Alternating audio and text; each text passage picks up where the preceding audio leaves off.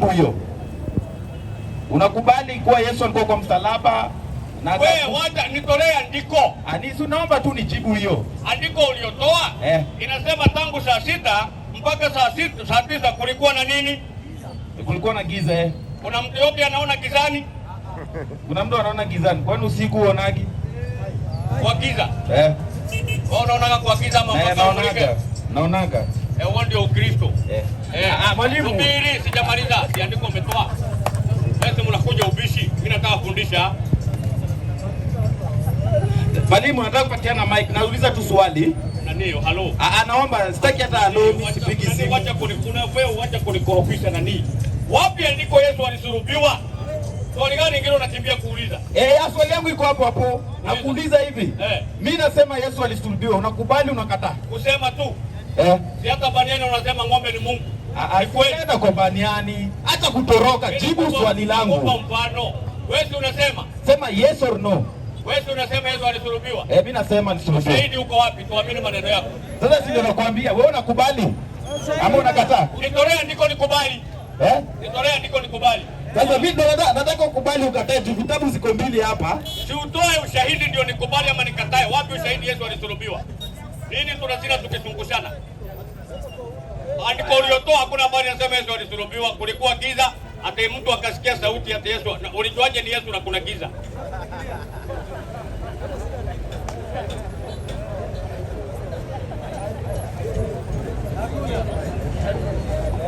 Haya, anasema Mathayo 26 mstari wake ni 5. Wacha tapatape. Anakopeshwa maandiko kweli leo. Juu atalipa lini? Inasema anakopeshwa na Edia mturukana, yani ile turukana juaji ndio huyu hapa hajakuja. Lakini wakasema isiwe wakati wa sikukuu. Isije ikatokea ghasia katika watu. Ndio 26:5 wamesema. 26:5. Hiyo si mambo ya maandamano ama kutokea ghasia ama ni nini hiyo? 26. Hiyo si mambo ya maandamano. 28:6. 26:8.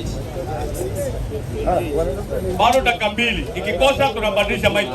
Wapi andiko Yesu kasulubiwa? Haya. Naonekana leo roho wamewatoka bana. Inasema amen gani bingine ana 28 mstari wake wa 5. Anatapatapa twende. Malaika akajibu akamwambia akawaambia wale wanawake msiogope nyinyi kwa maana najua ya kuwa mnamtafuta Yesu aliyesulubiwa. Hayupo hapa. Mwalimu, afadhali nimeipata hii andiko. Wewe nani hebu subiri mdogo. Sasa acha isome. Acha imalize yote. Andiko mimi nalijua. Malaika aliongea na kina nani? Ndio hii hapa, ndio hii nasoma hapa. Tumetoa andiko. Malaika akaongea na kina nani? Ndio hii anajibu hapa malaika. Anajibu kina nani? Si ndio hii, acha Mr. Tumesema nisikie mdomo wangu. Anajibu kina nani? Hata kama anajibu wanawake, si anaongea na wao. Andiko si umetoa wewe? Malaika anaongea na kina nani? Wanawake. Waliongea lugha gani? Si lugha yenyewe unajua? Muhammad aliongea lugha gani na malaika? Tumeona zao unaona katalia maiki. Unataka kukatalia, nimekupa dakika 10. Umeshindwa kutoa andiko. Ine 157 Qur'ani sasa. Ine 157 Qur'anul Karim. Inasema, ona fikiro yote watakusaidia. Mwenye andiko hana. Bismillahirrahmanirrahim. Na kwa ajili ya kusema kwao kama huyu bila anasema sisi tumemuua Masihi Isa mwana wa Mariamu mtume wa Mungu. Hebu mpe Mwenyezi Mungu azungumzia kusulubiwa makuwawa. Anasema sisi tumemuua. Wayahudi walikuja kwa mtume sababu nusuhu ya aya kuteremka. Wakamwambia tunasikia hapa Matino atangaza wewe ni mtume. Wewe hujui vile tulifanya Isa mwana wa Mariamu mtume wa Mungu, tulimuua tukamweka wapi? Kuna mali imesema Wayahudi ama unaongezea wewe? Nakwambia sababu nusu isikiza. Hatuna sababu nusu. Pia umekataa niseme sababu nusu. Haya, peana maiki. Elimu hata kusema uongo. Nimewacha wewe unajua nini maana ya sababu nusu? Wewe unajua? Iko wapi hiyo? Kama sio upishi angalia bado nataka kuongea bila maiki. Nataka kufundisha hutaki. Soma aya. Inasema ina kwa ajili ya kusema kwao. Kina nani hao Wayahudi? Sisi tumemuua Masihi Isa Mwenyezi Mungu ananukuu maneno iliyotoka katika kinywa cha hao Mayahudi katika mji wa Madina, sababu ya aya kushuka na kuteremka. Twende. Inazidi na kusema mwana wa Mariamu mtume wa Mungu. Tena Mayahudi hawajui Yesu mwana wa Mungu, hawajui Yesu Mungu, hata hawajai kumuona, hata jina lake hawajui. Wanasema ati ni Mungu mara ni mwana. Mayahudi wanasema tumemua Masihi Isa mwana wa Mariam mtume wa nani? Wa Mungu. Waliomuona wanajua ni mtume. Twende. Hali hawakumuua. Unaona? Mwenyezi Mungu anaona hawakumuua wala hawakumsulubu. Kwa sababu sheria ya msalaba ilikuwa. Sheria ya msalaba unauawa kwanza ndio unawekwa wapi? Mtini. Ndio Mwenyezi Mungu anasema wama kataluhu hawakumuua, wama salabu hawakumuua. Na ndio unakuta story za kusulubiwa kwa Yesu kwa Biblia ni story za jaba. Tunaanza moja baada ya nyingine 28 Kwa pakawa. Wacha nifundishe. Haya. Wacha tuchukue maiki hapo upige kelele masaa mawili. Kitabu cha Mathayo. Wanakutana wasema tuache tukakorofisha wale Waislamu. Hebu mnashindana na aliyewaomba mshindane na nyinyi, amewapa nguvu, amewapa afya mpaka mnapumua. Kale vile amejijorosha kwa vitu. Wacheni muve na hiyo imani. Sasa hivi mmelala mkipa ndio mkaamka.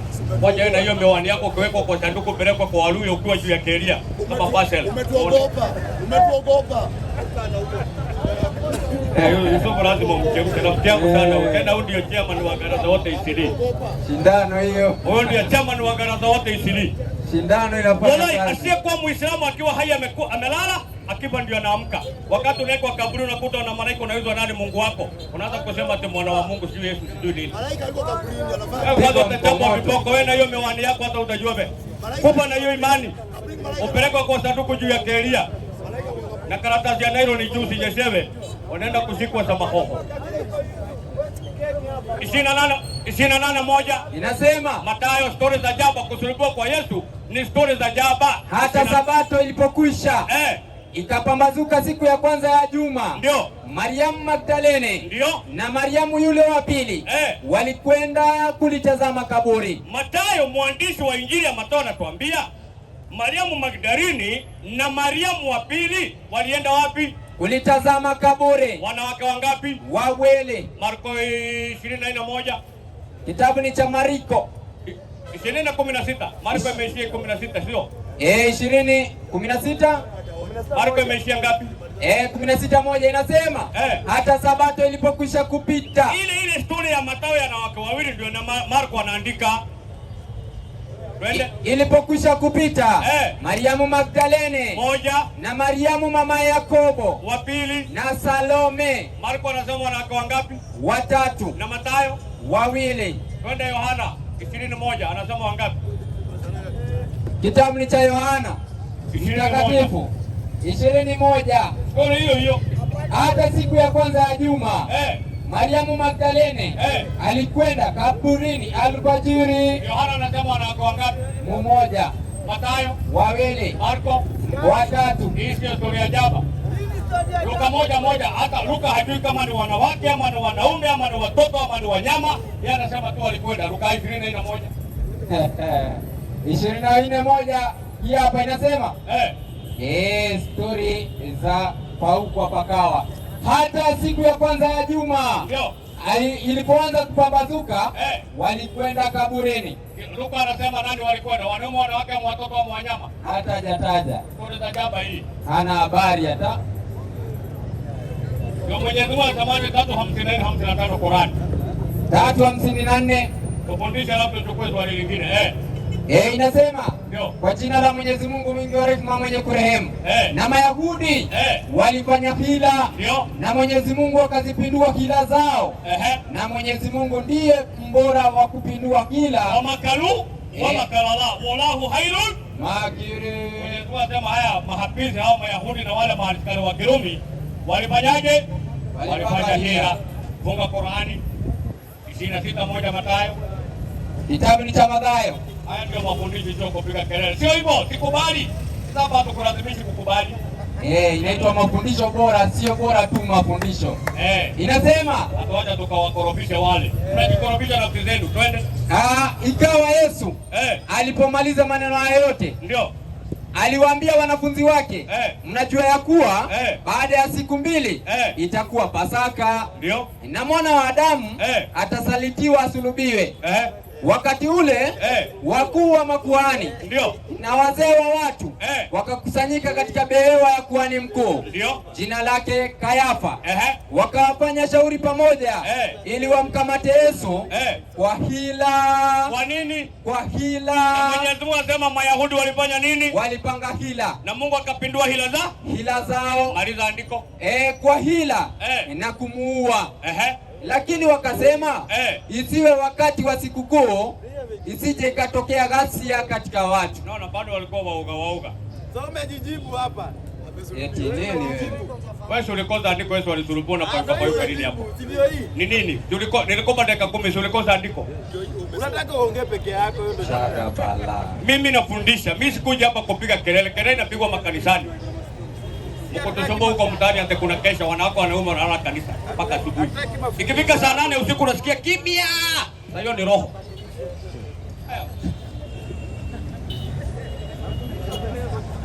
Mayahudi walifanya hila, Mungu akapindua hila zao. Kiini cha Yesu kusulubiwa 11:45 Yohana. Angalia. Kitabu ni cha Yohana 11:45 mpaka 47. Walipanga kumuua Nabii Isa. Walipanga kumuua Yesu, lakini Mwenyezi Mungu hakukubali.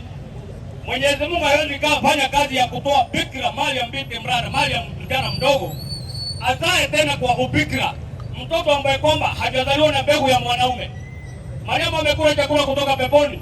Hapo acha mahafizo wanatembea na najisi zao wamuue Nabii Isa mwana wa Mariam. Ni rahisi tu hivyo. Sasa nani anaitwa nani huyo yake anaongoja Yesu alimkopia dhambi. Hata akidunga wasichana wenyewe mimba za zinaa ni Yesu anaandikiwa. Wewe twende unasikia wapi? Inasema basi wengi katika Wayahudi waliokuja kwa Mariamu na kuyaona yale aliyofanya wakamwamini. Lakini wengine, naona Yesu alikuwa anafanya kazi ya kuhubiri dini na kufanya miujiza ili watu waone huyu kweli ametumwa na Mungu, anafanya mambo si ya kawaida, ndio inaitwa miujiza, na kila mtume alikuwa na miujiza yake. Sasa wakaona watu wanawaamini, lakini kuna wengine twende lakini wengine wakaenda zao kwa Mafarisayo, wanafiki hao. Sasa wakawaambia aliyofanya Yesu. Wanaanza kumwambia huyu jamaa huyu aliyofanya Yesu alifanya nini? Basi wakuu wa makuhani na Mafarisayo wakakusanya baraza, wakasema tunafanya nini? Maana mtu huyu afanye ishara nyingi. Angalia, ile ilifanya wapange kumua Nabii Isa. Mungu alimtuma Yesu hapa tubebe dhambi zetu. Kwani mimi kina nani? Yaani Mungu amuokoe mtoto wa Nabii Ibrahim asimchinje, lakini mwenye mnadai hata ingawa ni ukabila yeye ni mwana wa Mungu amwache. Nabii Isa aliomba Mungu tu usiku mpaka Mungu akamkubalia. Twende. Inasema tukimwacha hivi watu wote watamwamini. Unaona uoga wao ilikuwa ni gani? Watu wote watamwamini. Na Warumi watakuja watatuondolea mahali petu na taifa letu. Hiyo tu ndio ilikuwa siasa yao. Watu wa Samia wakabaa kama hapiza hizo Trump Trump ajana tu peke yake Waislamu yatoke kumwangamiza yule. Na yule laana mwenzake yetu Netanyahu kwa tawalani. Unaona sasa? Ndio. Yao ilikuwa tu huyu tukimwacha hivi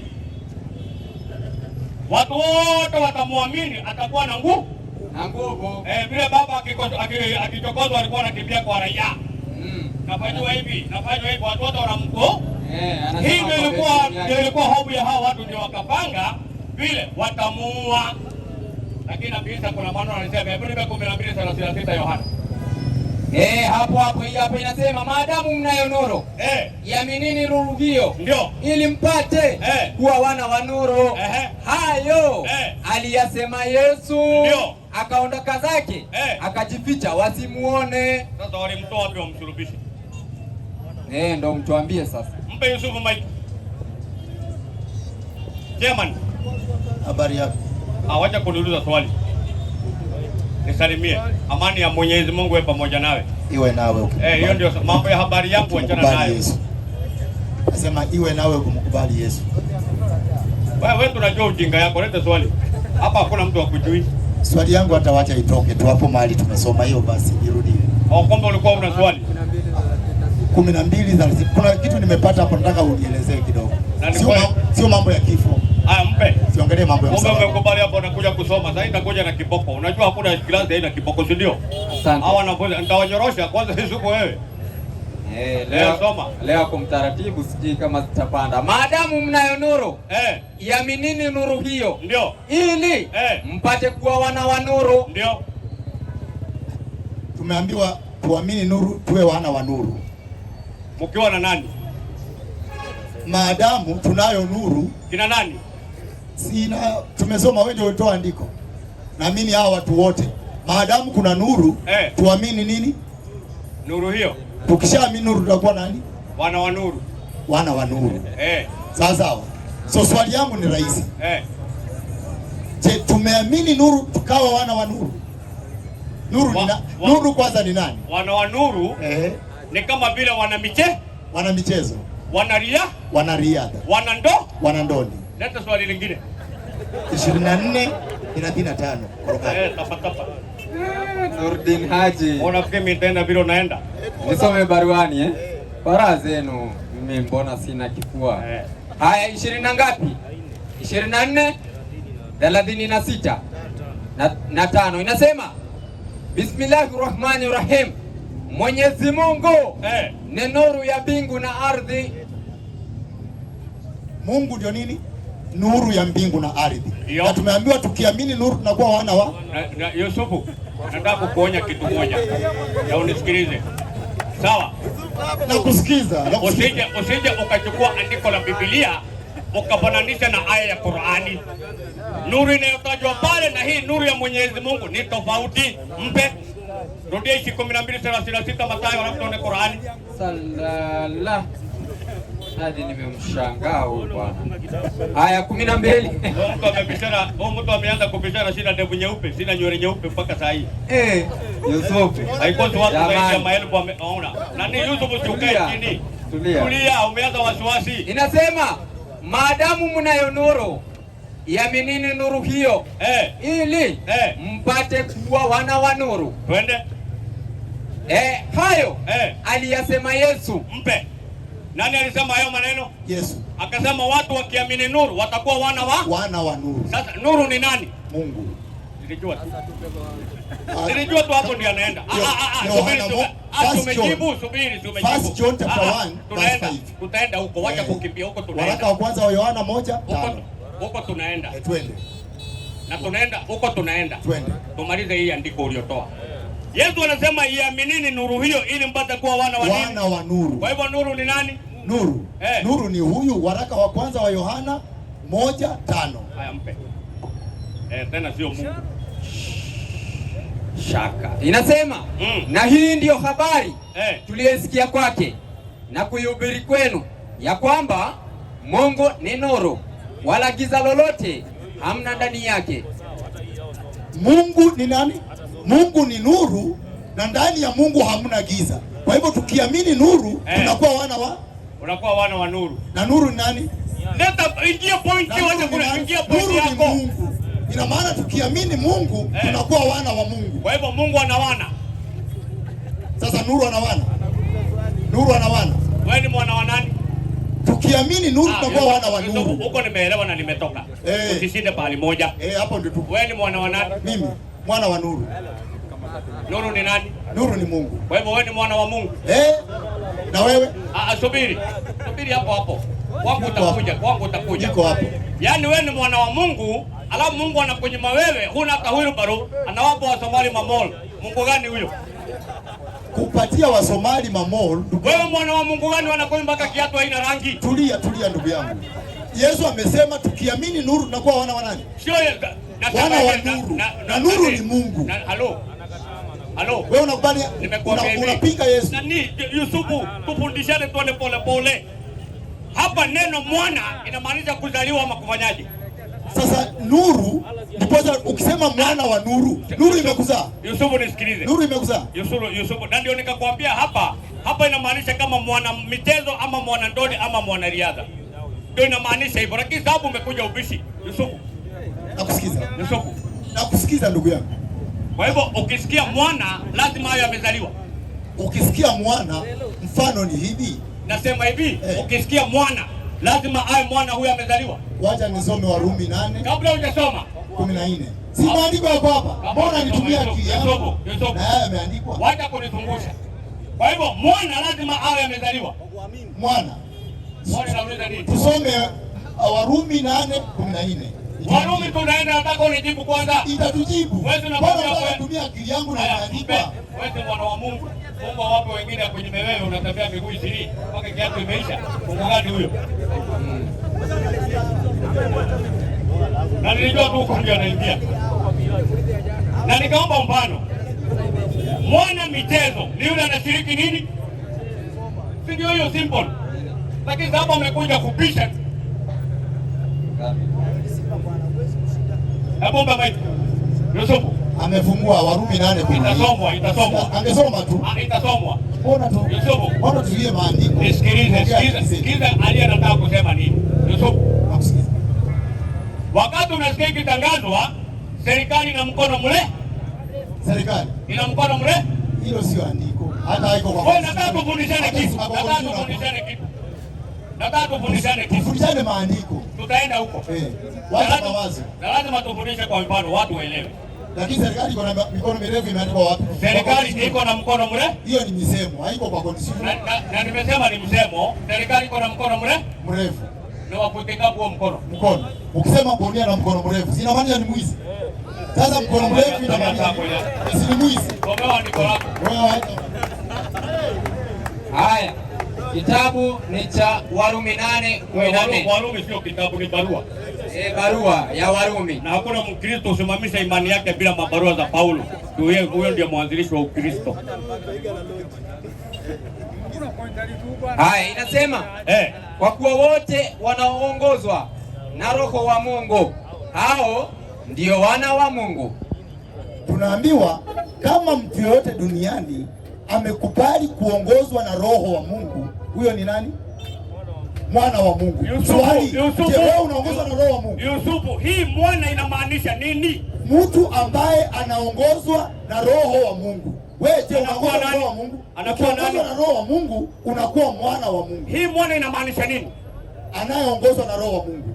Sio anayezaliwa. Sasa wewe unaongozwa na Roho wa Mungu? Wewe unaongozwa na Roho wa Mungu? Kama unaongozwa na Roho wa Mungu, wewe ni mwana wa Mungu. Kama hauongozwi na Roho wa Mungu, wewe si mwana wa Mungu. Mara ya mwisho. Nini maana ya mwana hapo? Anayeongozwa na Roho wa Mungu. Sijauliza nini mwana anafanywa nini? Nini maana ya mwana? Mwana. Nimekomba mfano mwana ndondi, mwana michezo. Nini anayeongozwa na Roho ya Mungu anakuwa mwana wa nani? Anayeongozwa na Roho wa Mungu anakuwa mwana wa Mungu. Nini maana ya mwana hapo? Anayeongozwa na Roho wa Mungu. Ukiwa sio mawazo, tumesoma aya. Tumesoma aya. Wewe unaongozwa na Roho wa Mungu. Peana maiki nikujibu. Waisema anaongozwa na Roho wa Mungu. Peana maiki tukujibu. Hawana Mungu. Roho ashatoa jibu. Unaongozwa na Roho wa Mungu. Anauliza swali hapa, anatoa jibu. Wewe unaongozwa na Roho. Mpe boni. Ndio. Mimi akae. Boni, mimi sitaki kuonekana muongo. Boni, hebu kaa chini. Kuna swali? Niko na swali. Lete. Kuna maneno iliyasema ukasema nithibitishe. Mimi naomba nisomewe ile maandiko nilikuwa nimetoa. Ndio nifungulie hiyo 5:35 usome maelezo. Sitaki kuonekana muongo mimi. 5:35 Qur'ani. Kwa jina la Mwenyezi Mungu mwingi wa rehema mwenye kurehemu. Anasema tusome maelezo moja kwa moja. Maelezo ya hii ama ya hii. Haya, inasema alwisla ni jambo linalomfikisha mtu mahala fulani au linalompatia kitu fulani. Kwa hivyo tumeona tafuta njia ya kumfikia nani? Mwenyezi Mungu. Na wewe ulikuwa unaniambia ni kumfikiria. Haya uliotoa swali lilikuwa hivi. Haya uliotoa inasema kufikiri ama kufikiria? Kumfikia Mwenyezi Mungu. Kumfikia ama kumfikiria? Kumfikiria. Sababu umerudi pale ubishi. Si ubishi. Kumfikia ama kumfikiria? Maelezo yake inasema hivi. Inasema ni jambo linalomfikisha. Ni jambo linalomfikisha. Ndio. Uko na swali? Si ndio hii? Haya, soma uliza. Swali lilikuwa kama uko kwa njia ya Uislamu na naye tafuta njia nyingine isiyokuwa ya Kiislamu, huyo amepotea. Na hapa Mwenyezi Mungu anakuambia nini? Utafute njia ya kumfikia mwanani. Sio ya kumfikia. Si maelezo. Kwani hii maelezo imesema nini? Soma haya. Kwani maelezo inasema nini? Wacha ubishi bana. Ama usome. Naomba asome na Kiarabu. Nani halo? Peana maiki. Wacha kupeana masharti. Peana nini somo. Inasema kwa jina la Mwenyezi Mungu mwingi wa rehema mwenye kurehemu. Yaani enyi mlioamini, mcheni Mwenyezi Mungu na tafuteni njia ya kumfikiria. Pompe. Ampe kwanza. Kufikiria pepo yake. Njia ya kufanyaje? Ya kumfikiria. Kumfikia. Kumfikiria. Kumfikiria nani? Mwenyezi Mungu. Wewe unamfikiria Mungu? Unamfikiria vipi? Ukisoma kwa hapa kwa hiyo. Unamfikiria. Mbona unakataa kitabu ndugu yangu? Kwa nini unakataa kitabu? Sijakataa, tunarudi. Kwa sababu hilo neno ambalo unaoliuliza kwa maelezo inasema ni kumfikiria Mwenyezi Mungu. Wewe unamfikiria Mungu. Kwani unamfikiria Mungu? Sio kumfikiria, na ndio maana nilikuambia sio kumfikiria. Mpe asome. Mbona utaki maelezo pia inaeleza? Mimi sijakataa kitu, upe asome. Si ukubali. Si upe asome. Utalazimisha nikibali tu. Wewe mwenyewe hujui. Yaani wewe boni. Wewe ukae hapo utufundishe Qur'ani. Huyo akae hapo utufundishe Qur'ani. Soma. Inasema enyi mlioamini, mcheni Mwenyezi Mungu. Naona?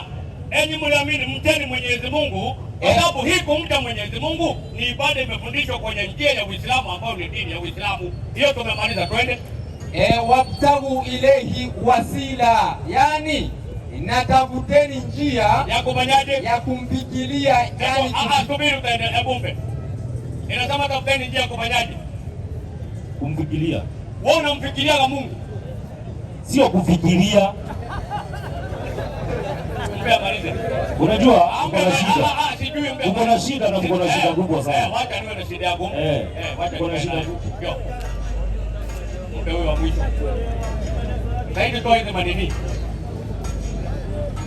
Ndogo wangu. Bado sijampelekea lakini naona nitafanya juu. Niambie jina lako, unaitwa nani? Naitwa Alvin. Niko kwa mhadhara, wacha hoye nitafanya juu. Bro, tunaenda pole pole. Unaitwa nani? Alvin. Ndio nikija kuulizwa na serikali unaongea na niseme naongea na kijana wangu ama mtoto wangu naitwa Elvin, si ndio? Yeah. Wewe uko na dini gani? Nadai kubadilisha. Kubadilisha kutoka wapi? Kutoka Kristiani to Muslim. Kwa hivyo umeamua kusilimu? Sahi? Sasa hizi niko na haraka ya kwenda huko. Bro, Elvin. Saidi. Mimi niko na swali na hawa. Bro. Subiri. Subiri. Unataka kuuliza swali kuwauliza hawa ama unataka kusilimu? Kuna swali na hawa ili kuwaoleza. Hebu iulize hiyo swali. Maswali ni za logic juu mambo na Biblia sijui sana. Ni ya mambo ya kutumia nini? Akili. Haya, uliza. Haya. Mzee, niko na swali moja. Alafu iko hivi. Kutoka Genesis mpaka kido Acts. Ushesikia pale wanatajanga Christians. Wapi?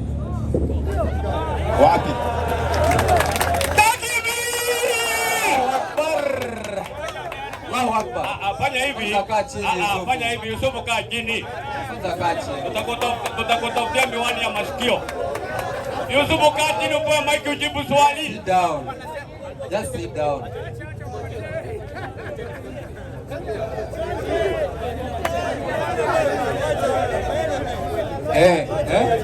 Subiri Yusufu. Mpe kijana. Nikwambie. Kwa hiyo Acts yenye unasema Acts 11:26 inasema hivi. And the group was now called Christians of Antioch. The group of people that were there were called Christians. Elvin. The group of people. Elvin. Kijana Elvin. Zungumza na mimi. Unajua hawa watakusumbua, hawa watakukoroga akili, hakuna kitu wanajua. Niko na swali lingine. Uliza. Waislamu takbir. Uliza wewe kijana. nikuulize ingine. Kijana. Wewe boni nani? Wewe unaitwa nani? Wewe nani? Wewe Jack Chilak. Suachane na ukijana. Una nini lakini suachane na yeye. Suachane na yeye. Elvin. Mkutano ni wetu Waislamu. Hiyo mic ni yetu, hiyo kiti ni yetu, zungumza. Uliza swali. Niko na swali. Waulize. Hii nayo ni ya kuhusu wanawake. Kulingana na Biblia, hata zile film za Christians wenye unaonanga. Ndio. Wanakuanga wamevaa aje? Swali la takbir. Angalia ni kijana mdogo. Alisema anatumia nini? Kijana mdogo. Niko na swali lingine. Injika. Wainjike hiyo swali. Hii swali iko hivi. Oya. Sumsikia. Wewe wa kanisa gani? Inaitwa aje? Wewe. Asana mimi nilikuanga Catholic. So unasikia hizo majina tatu hata zifanani na kuna baadhi za huyo amesema kanisa. Huyo amesema yake inaitwaje? Church of sijui nini. Na huyu? Center. Kijana mdogo wangu. Elvin.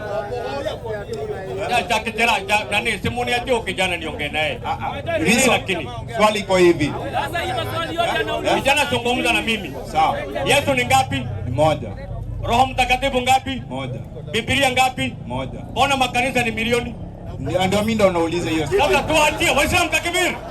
Elvin fanya hivi. Wewe silimu kwa Muislamu, usome dini, uje uwapige hiyo maswali.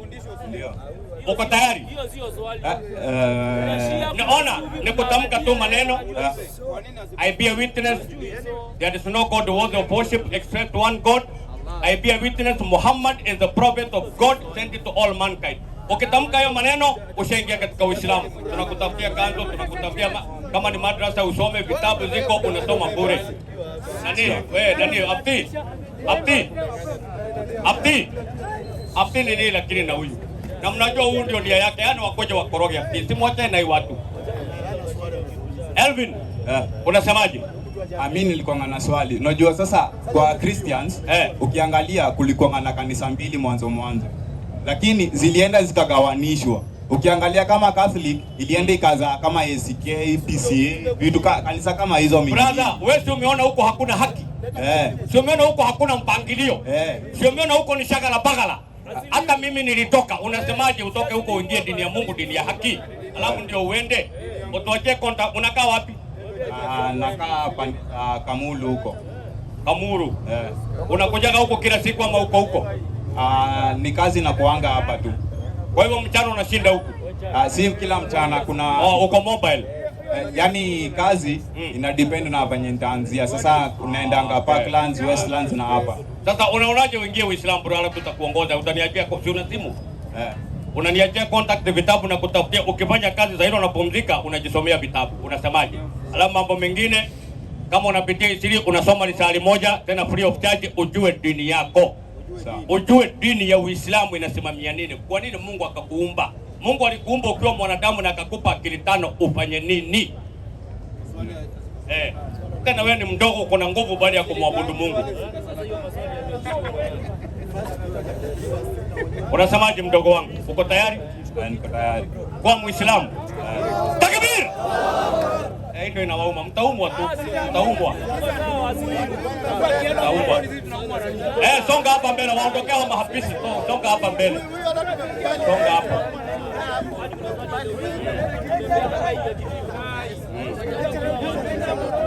Wasa mtakbir! Mimi ningekuwa wala lakini ndio hivyo. Mungu anajua ni kwa nini. Ndugu wangu, shika mic na mkono ya kushoto. Left. Fanya hivi kuashiria one God. Tunatamka kwa lugha ya Kiarabu, sababu ndio lugha iliyoteremka Qur'an na ndio lugha mtume aliyetuma alikuwa Mwarabu. Na hiyo lugha ndio lugha nyepesi kabisa ya Kiarabu, sababu hayobi maneno lugha zingine. Na ukisoma utajua. Sema bismi Ismi. Lahi. Lahi. Rahman. Rahman. Rahim. Rahim. Ashhadu. Ashhadu. An la. Allah. Ilaha. Ilaha. Illa.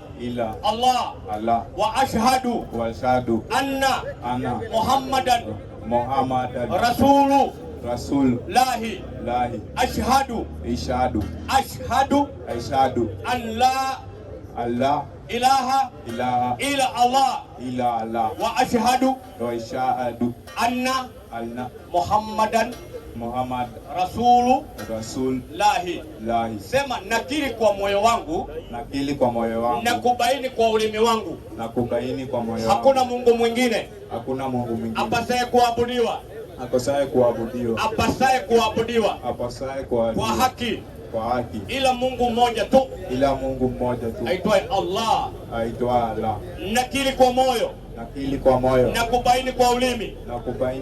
Muhammad ni mtume wa Mwenyezi Mungu aliyetumwa kwa watu wote. Nimekiri na kuamini. Ushaingia katika Uislamu mzima kaka. Unaona maneno tu umekana. Yesu si Mungu, Buddha si Mungu, ng'ombe si Mungu, wanyonyi si mtu, si Mungu. Hiyo yote Wakristo Kristo wanasema yote ni uongo, yote umekanusha. Umeingia katika dini ya kweli. Tena kijana mdogo. Jina Alvin. Sasa Alvin tutaiweka pembeni. Hata mimi nilikuwa naitwa John. Kuna majina ya Kiislamu mimi nikachagua Ali. Naitwa Ali Gitonga Gezecha. Sawa? Sasa Alvin uko na kitambulisho? Ilipotea lakini niko na hiyo inaweza kaa hivyo kwa sababu ya mambo yako, na ukiamua kubadilisha tunaweza kufanya process. Sawa? Ungetaka jina gani la Kiislamu? Jina nzuri. Osama, Saddam Hussein, Mura Muhammad. Kama sasa hivi tuko na mwingine anakuambia Mohamed Salah uje wewe mchezaji mchezaji Liverpool. Ama Sadio Mane. Anaitwa Said Osman Mane. Wazungu Sadio Mane. Kumbe anaitwa Said Osman Mane. Kuna Yusuf. Kama sasa hivi tuko mwezi wa Shaban alafu tuingie Ramadhani. Tulikuwa mwezi wa Rajab, ni majina yanapewa Waislamu. Rajab, Shaban, Ramadhani. Kuna majina ya mitume kama Muhammad, kuna Yusuf, kuna Isa, kuna Daud, kuna Ibrahim, kuna Zakaria, kuna majina mengi tu. Ama utafikiria jina lile nafikiria. Haya. Sasa kuja na kiti yako, pia huyo mwalimu Mike kuja na kiti yako pande hii. Tuchukue contact. Waislamu, assalamu alaikum warahmatullahi wabarakatuh. Wote Waislamu